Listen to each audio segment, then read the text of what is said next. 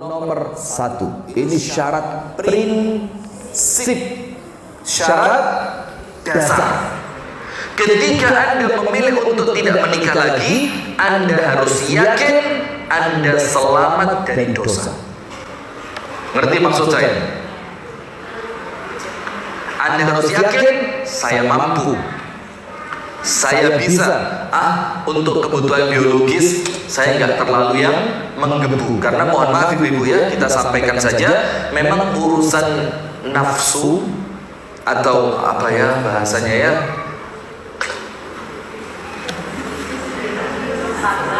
syahwat,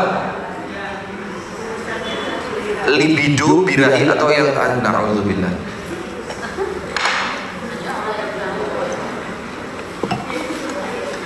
yang semisal dengan itulah, itu satu dengan yang lain itu tidak sama, Bu.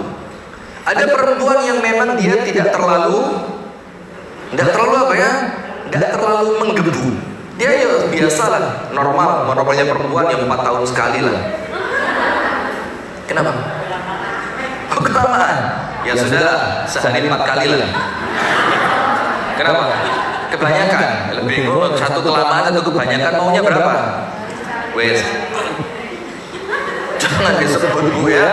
Sudah. Ada memang perempuan yang secara naluri memang dia hasratnya tinggi. Nah, ini bahasa bagus. Hasratnya apa? Tinggi. Sehingga ketika seperti itu, dia khawatir kalau dia tidak menikah akan terjatuh pada dosa. Baru kemarin ada yang WA, cuma tidak saya balas karena ini mengkhawatirkan, Ustaz, suami saya jahat. Saya tidak tahu nomor saya ini dibagi sama siapa. Ibu-ibu tolong yang punya nomor saya Bu ya, jangan dibagi sembarangan Bu. Kalau mau bagi nomornya orang, itu adabnya izin dulu. Ustaz, ada satu yang mau minta nomor antum, dikasih apa tidak, jelaskan orangnya siapa. Orangnya itu ketua majelis taklim kah, orangnya ini begini kah, supaya apa? Saya bisa memilah dan memilih ini penting apa tidak. Bukan karena saya pengen, oh ini objek ini korban baru ini, astagfirullahaladzim. Tapi kita perlu, apalagi nomor saya sekarang tercemar banget. Nah nanti insya Allah nomor ini saya kasihkan Abu Syanubahnya, biar dia yang pegang, saya pakai nomor baru biar selamat dari lisannya ibu-ibu ini.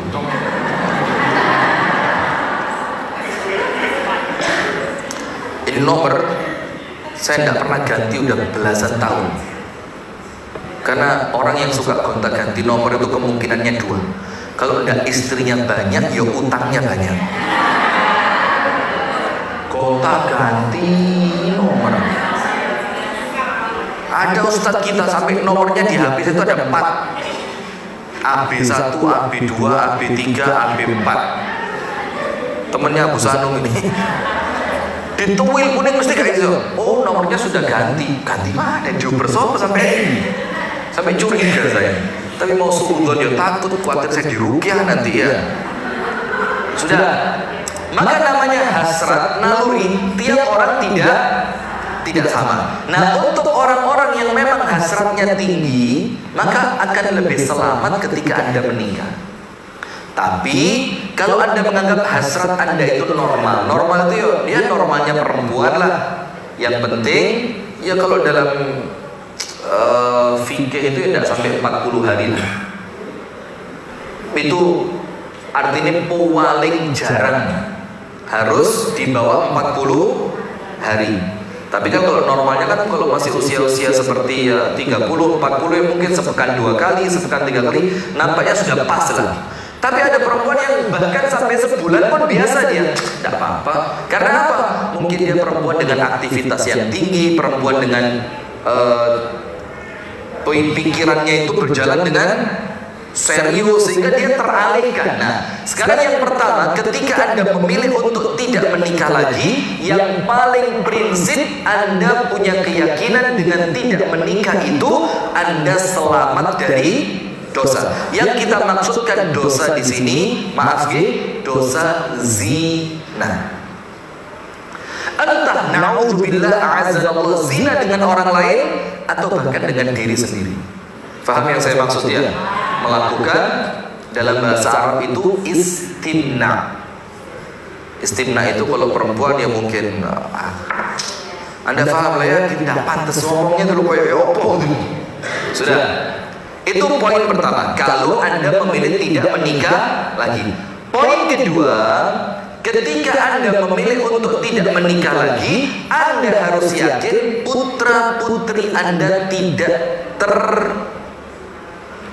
terbengkalai ya, tidak menjadi korban diterlantarkan, baik secara pendidikan atau secara pengasuhan emosional. Pengasuhan itu kan anak, namanya anak butuh bapak kan enggak? Butuh. Atau secara finance. You know finance? Ya, Anda kalau finance nggak mungkin tidak nol lah, mesti nol lah ya. Mesti tahu lah Anda. Nah, secara finance. Karena apa? Ketika Anda egois, karena Anda merasa saya nggak butuh laki-laki kok, hasrat saya tidak terlalu menggebu, bisalah saya tahan, tidak jadi masalah. Tapi dengan itu Anda egois, ternyata anak-anak Anda butuh seorang ayah. Anak Anda butuh kehidupan ekonominya juga baik, ada seorang laki-laki yang menghidupinya. Anak Anda butuh tempat tinggal misalkan, karena kalau tinggal bersama orang tua mungkin tidak nyaman kan begitu. Nah, itu poin kedua. Poin yang ketiga, ketika Anda memilih untuk tidak menikah lagi, maka Anda harus meraih surga dengan ibadah selain suami. Nah, itu sekarang materi kita.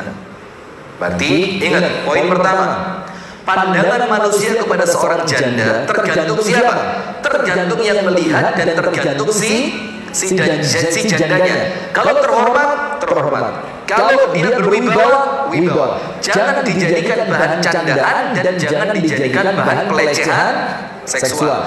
Yang kedua, ketika memilih untuk menikah lagi, maka antara janda meninggal dan janda cerai berbeda. Kalau janda cerai, jangan mengulang kesalahan yang sama, dan jangan sembarangan memilih suami yang baru. Kalau janda ditinggal wafat, ingat, jangan sekalipun menyebut kebaikan suami yang lama di depan suami yang baru, dan harus totalitas seperti pernikahan yang pertama. Nah, sekarang ketika memilih untuk tidak menikah, nomor satu, harus yakin tidak akan terjatuh dalam dosa. Yang kedua, tidak khawatir menerlantarkan anak. Sip. Sekarang, ketika Anda memilih untuk tidak menikah, maka ada ibadah-ibadah yang bisa Anda lakukan. Nah, sekarang yang pertama, ibu-ibu, tidak ada aib seseorang itu menjadi janda. Aib atau tidak? Tidak. Entah janda wafat atau janda cerai, tidak aib. Kalau janda wafat, apalagi? Yang terkadang menjadi masalah janda apa? Janda cerai. Karena kalau janda cerai, mesti orang mikirnya apa? Mesti ada masalah. Karena kalau tidak ada masalah, cerai tidak dia? Tidak mungkin. Dan masalah itu boleh jadi dari suami, boleh jadi dari istrinya. Nah, maka tentu pandangannya orang kepada orang yang janda cerai itu akan mikir apa? Dan ini bukan cuma janda, juga duda cerai, pikirannya ini mesti bermasalah. Nah, maka dengan itu kita tegaskan tidak ada aib menjadi janda. Nah, ayatnya Anda buka surat At-Tahrim ayat 5. Surat At-Tahrim ayat 5. Dalam surat At-Tahrim ayat 5, bahkan Nabi Muhammad SAW oleh Allah diberi tawaran ganti kalau istri yang ada sekarang itu tidak bisa taat, tidak bisa baik, tidak bisa menghormati, tidak bisa menjaga kehormatan dan kemuliaannya, maka Allah tawarkan ganti. Dan salah satu yang Allah tawarkan sebagai penggantinya apa? Thayyibatin. Thayyibat artinya apa? Para janda. Berarti ketika janda itu oleh Allah ditawarkan menjadi pengganti untuk istrinya Nabi Muhammad, menjadi istrinya Nabi Muhammad, nabinya sesuatu yang buruk. Tidak mungkin Allah menawarkan untuk nabinya sesuatu yang aib. Maka ayat yang mengatakan asa rabbuhu, surat apa tadi? At-Tahrim ayat berapa? 5. Asa rabbuhu in talaqakunna an yubdilahu azwajan khairan minhun muslimatin mu'minatin qanitatin taibatin abidatin saihatin tayyibatin wa abkara. Artinya begini, tidak usah pakai Allah. Artinya jika dia, yaitu Nabi Muhammad, menceraikanmu, munya di sini siapa? Istri Nabi Muhammad. Maka boleh jadi Allah akan memberikan ganti kepada Nabi Muhammad. Siapa itu? Istri-istri yang lebih baik dibandingkan kalian.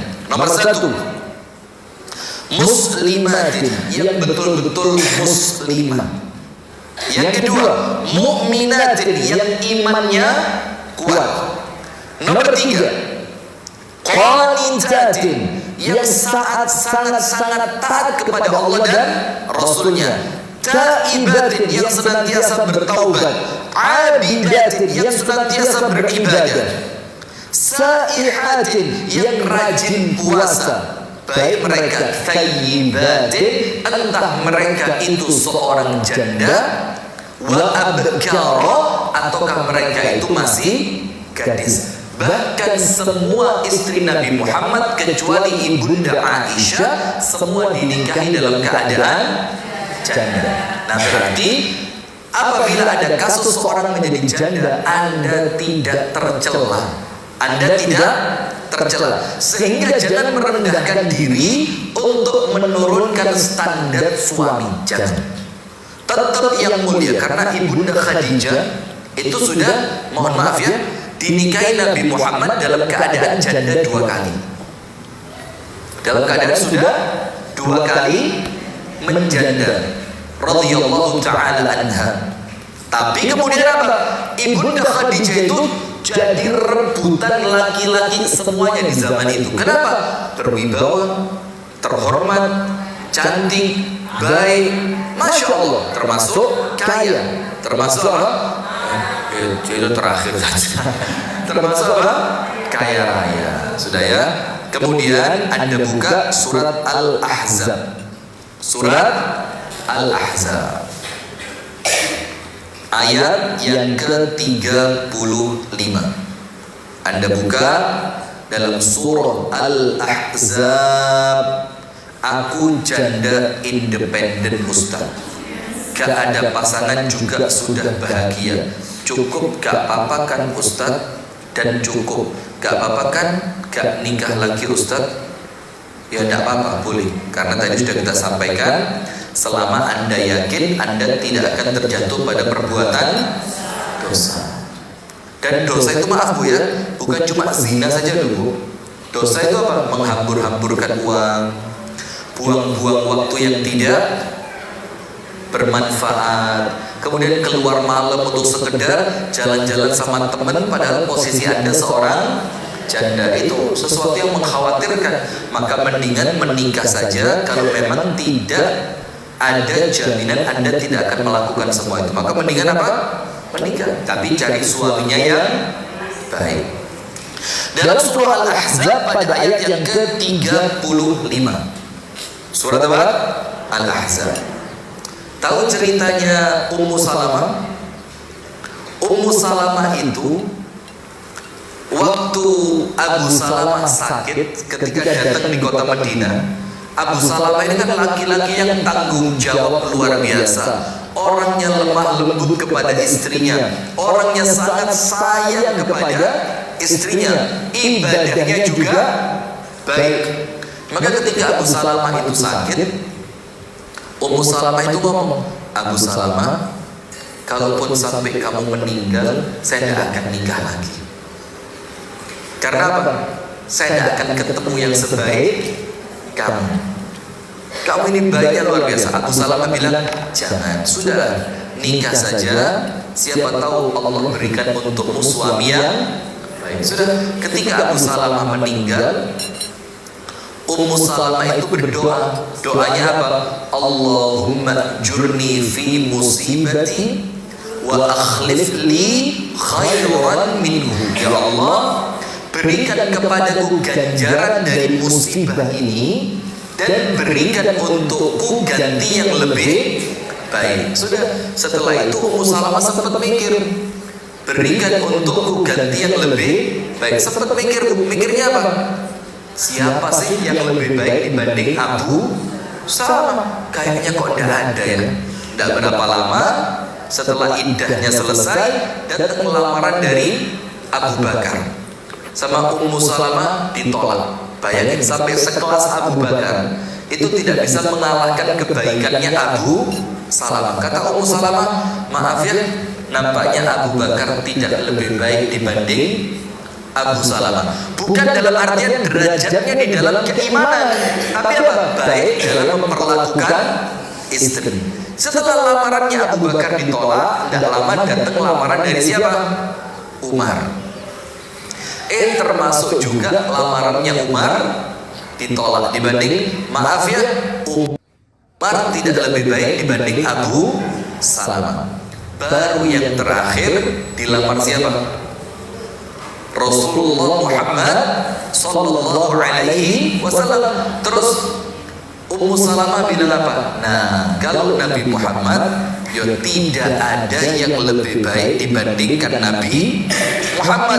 Artinya apa? Kalau yang ngelamar Nabi Muhammad, ya saya yakin pasti Nabi Muhammad lebih baik dibandingkan Abu Salamah. Dan akhirnya betul-betul nikah. Dia mendapatkan suami yang lebih baik, walaupun awalnya dia tidak ingin menikah. Nah, sekarang Anda buka surat apa tadi? Al-Ahzab ayat yang ke-35. Perhatikan pada ayat Al-Ahzab 35 online, di Quran online, buka Al-Ahzab 35 pada potongan yang terakhir, penutup ayatnya. Allah katakan apa? Allah berfirman, a'addallahu lahum maghfiratan wa ajran 'azima. Allah siapkan untuk mereka. Mereka ini atasnya itu, ayat di atasnya. Allah siapkan untuk mereka, apa yang Allah berikan untuk mereka? Maghfiratan, ampunan, wa ajran 'azima, dan pahala yang besar, yaitu surga. Allah siapkan untuk mereka ampunan, dan Allah siapkan untuk mereka ganjaran yang besar, yaitu surga. Sekarang pertanyaan besar, siapa mereka yang oleh Allah disiapkan bagi mereka ampunan dan pahala surga? Sekarang kita baca ayatnya. Nomor 1, innal muslimina wal muslimat. Nomor 1, orang Islam, entah mereka laki ataupun perempuan. Berarti perempuan di sini, Bu, umum, baik dia gadis, ataukah dia perempuan yang bersuami, ataukah dia perempuan seorang janda. Tapi syarat pertamanya dia muslim. Yang kedua, wal mu'minina wal mu'minat. Perempuan tadi adalah seorang perempuan, entah gadis, entah bersuami, entah janda, tapi imannya kuat. Berarti panjenengan apabila ada seorang janda, maka yang nomor 1, Islamnya diperbaiki, imannya diperkuat. Wal qanitina wal qanitat, seorang perempuan yang senantiasa taat di sini, taat kepada Allah, taat kepada Nabi Muhammad, menjalankan syariat Islam dengan sempurna. Muslimah, mukminah, qanitat. Qanitat senantiasa taat kepada Allah dan Rasulnya. Yang keempat, wassadiqina wassadiqat, yang senantiasa jujur. Jadi tidak pernah melakukan kedustaan. Ucapannya jujur, kalau dia berdagang dengan jujur, ketika dia berinteraksi dengan orang lain dia berinteraksi dengan orang lain dengan jujur. Wassabirina wassabirat, dan dia seorang perempuan yang sabar. Kalau seorang janda berarti dia sabar menerima ketetapan takdir dari Allah. Dia sabar betul. Ketika dia ada godaan dia sabar. Ketika ada kesulitan dia juga sabar. Ketika muncul permasalahan dia juga sabar. Wassabirina wassabirat. Yang keenam, wal khashi'ina wal khashi'at, yaitu mereka yang khusyuk. Jadi seorang janda termasuk di dalam ayat ini yang ibadahnya kepada Allah senantiasa khusyuk. Wal mutasaddiqina wal mutasaddiqat, seorang janda yang tidak pernah lupa sedekah. Maka janda masuk di dalam ayat ini. Walaupun dia seorang janda, tapi dia tetap sedekah. Yang pertama muslim, yang kedua mukmin, yang ketiga senantiasa taat kepada Allah dan Rasulnya, yang keempat senantiasa jujur di dalam ucapannya, muamalahnya, interaksinya, yang kelima senantiasa sabar, yang keenam senantiasa khusyuk, yang ketujuh senantiasa ikhtiar untuk tetap bersedekah, yang kedelapan wassaimina wassaimat, dia tidak lupa puasa. Selain puasa Ramadan, dia juga berpuasa dengan puasa yang sunnah. Nah, apalagi untuk seorang janda, puasa ini juga untuk menahan apa? Hasratnya.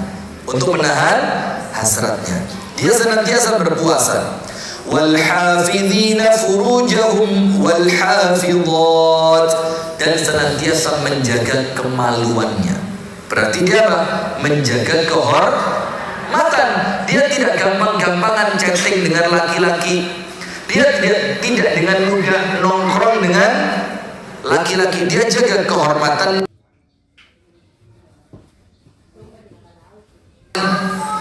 kemaluannya.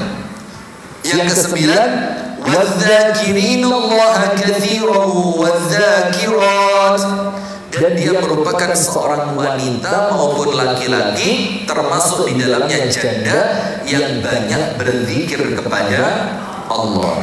Apa yang mereka dapatkan? A'addallahu lahum maghfiratan, Allah akan siapkan untuk mereka ampunan, wa ajran 'azima, dan pahala besar yaitu syurga. Nah, berarti ibu-ibu, jalan surga itu tidak berbicara tentang status. Faham? Apakah dia seorang gadis yang belum menikah? Selama 9 perkara dalam Al-Ahzab 35 ini mereka lakukan, dia dapat surga. Ataukah dia seorang wanita yang bersuami?